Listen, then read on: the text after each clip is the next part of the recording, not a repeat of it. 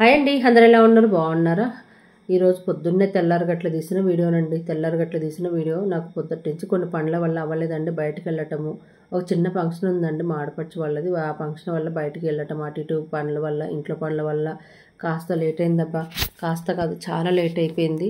అందుకని చెప్పేసి ఇప్పుడైనా సరే కాస్త టైం తీసుకొని అప్లోడ్ చేద్దామని చెప్పేసి ఏదో చిన్న వీడియో తీశాను కదా అని చెప్పేసి తీస్తున్నా అండి. ఈరోజైతే పూజ నేను పొద్దున్నే 3ంటికి లేద్దాం అనుకున్నాను. రోజు 3ంటికి లేస్తున్నా, కాకపోతే ఈరోజు 4:30 అయింది లేచే లోపల. 4:30 తర్వాత అన్ని పనులు చేసేసుకొని, తడిబట్టలు వేసుకొని, బయట గుమ్మాల ముందు ఊడ్చుకొని, ముగ్గు పెట్టేసుకొని, మనకు దేవుడి దగ్గరికి వచ్చే లోపల నాకు 6:10 అయిందండి. మన ఇంట్లో పూజ అయ్యే లోపల 6:10 అయిపోయింది. తెల్లారిపోయింది. సర్లేండి, మనకు ఎంత వీలైతే అంతే చేసుకుందాం. ఏదో ఒక టైంలో పెట్టుకుంటున్నాం కదా, వీలైనప్పుడు మనం బాధపడాలి అనుకొని వదిలేసేసుకున్నాండి. ఇంకేం మనం ఏం చేసేది ఏం లేదు, ఇంకా మనకు కుదిరినంతలో వరకు చేస్తున్నాం. అప్పటికి పర్లేదండి, 4:30 అవుతున్నాయి. అలా మెల్లమెల్లగా అవుతున్నాయి. ఏదో ఒప్పుకున్నంత చెప్పు చేసుకుందాం, ఒప్పుకోలేనప్పుడు వదిలేసిన దేవుడికైనా తెలుసు కదా. ఆ తర్వాత కిచెన్లోకి వచ్చి పూరీ చేశానండి. ఈరోజు పూరీ కర్రీలోకేమో ఆలుగడ్డ, కొంచెం ఉల్లిపాయలు, క్యారెట్ అవన్నీ వేసేసి, శనగపిండి వేసి ఆలుగడ్డ ఇది పూరీ కర్రీ చేశానండి. అది అయిపోయిన తర్వాత మధ్యాహ్నానికి నేను ఇది సాంబార్ రైస్ చేస్తున్నా అండి.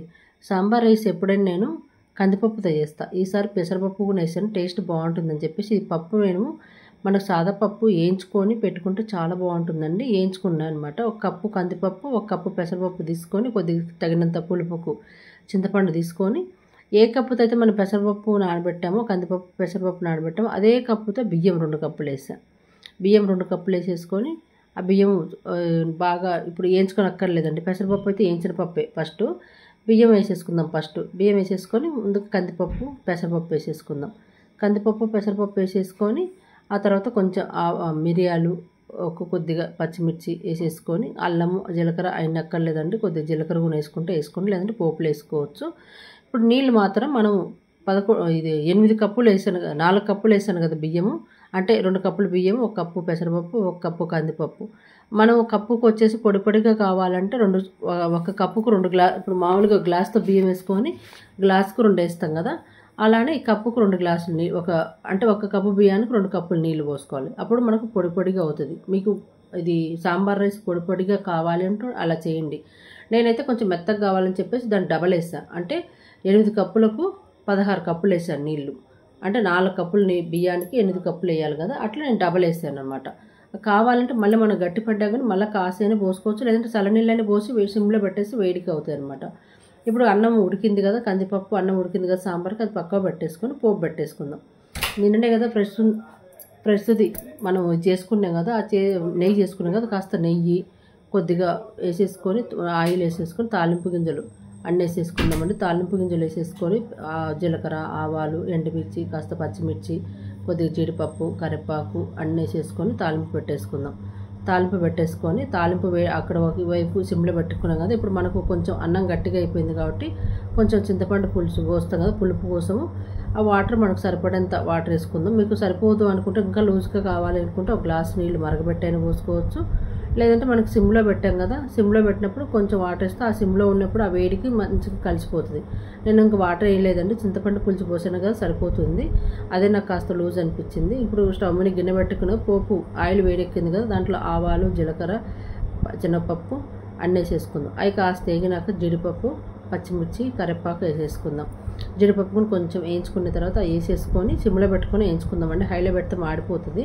అన్నీ వేగిన తర్వాత ఇప్పుడు కరివేపాకు, పచ్చిమిర్చి వేసేసుకొని, ఉల్లిపాయలు, టమాటాలు కూడా కట్ చేసి పెట్టేసుకున్నాం కదా, ఉల్లిపాయలు, టమాటాలు కట్ చేసి పెట్టేసుకొని ఉల్లిపాయలు వేసుకుందాం ఫస్ట్. అవి కాస్త వేగిన తర్వాత టమాటాలు వేసేసుకుందాం. టమాటాలు వేసుకున్న తర్వాత మనం ఉప్పు, కొంచెం పసుపు వేసుకుందాం. ఎందుకంటే ఆల్రెడీ అన్నంలో ఉప్పు వేసి ఉడికించుకున్నాం కదా, మళ్ళీ ఎక్కువ అయిపోతుంది కాబట్టి చూసుకొని వేసుకుందాం. ఇప్పుడు టమాటాలు వేసిన తర్వాత కొంచెం ఉప్పు, కొద్దిగా పసుపు ఇందాక నేను పప్పుతో పాటు వేసుకోవాలి, కాకపోతే అప్పుడు మర్చిపోయాను. నేను కుక్కర్ మూత పెట్టేంత గుర్తుకొచ్చింది, అందుకని ఇప్పుడు పసుపు వేస్తున్నా. అప్పుడు వేసింటే, అన్నంలో వేసింటే మాత్రం, పప్పులు వేసింటే మాత్రం మనకు ఇక్కడ పోపులు వేయనక్కర్లేదు, అందుకని చెప్పేసి ఇప్పుడు వేస్తున్నా. ఇప్పుడు వేసేసుకొని పోపు అంతా రెడీ అయిపోయిన తర్వాత, అన్నం బాగా మెత్తగా వేడిగా మంచిగా ఉంది కదా, ఇది వేడిగా తింటేనే బాగుంటుందండి. లూజ్గా ఉంటుంది, ఆరే కొద్ది గట్టిగా అయిపోతుంది. పోపు అంతా రెడీ అయిపోయింది కదా, ఇప్పుడు అన్నం మనకు సాంబారు అన్నము అయిపోయింది కదా, కలుపుకున్న అన్నంలో పోపు వేసేసుకుంటే చక్కగా కలిసిపోతుందండి. ఇంకా లూజుగా కావాలి అనుకుంటే మీరు కాస్త వాటర్ వేసుకోవచ్చు. మాకైతే సరిపోతుంది ఈ లూజు. ఇది మొత్తం కలిపేసుకొని సాంబార్ రైస్ అంతా రెడీ అయిపోయింది కదా, ఒక బౌల్లో తీసి పెట్టేసుకుందాం. ఒక బౌల్లో తీసి పెట్టేసుకుంటే కమ్మటి సాంబార్ రైస్ రెడీ అయిపోయింది. అబ్బా ప్లీజ్ నచ్చితే లైక్ చేయండి, షేర్ చేయండి, కామెంట్ చేయండి. ఒక్కసారి మీరు ఈ విధంగా ట్రై చేయండి. పెసరపప్పు మాత్రం చాలా బాగుంటుంది. పెసరపప్పుతో ఒకసారి ట్రై చేయండి. ఎక్కువ మటుకు కందిపప్పుతో చేస్తారు కదా, పెసరపప్పుతో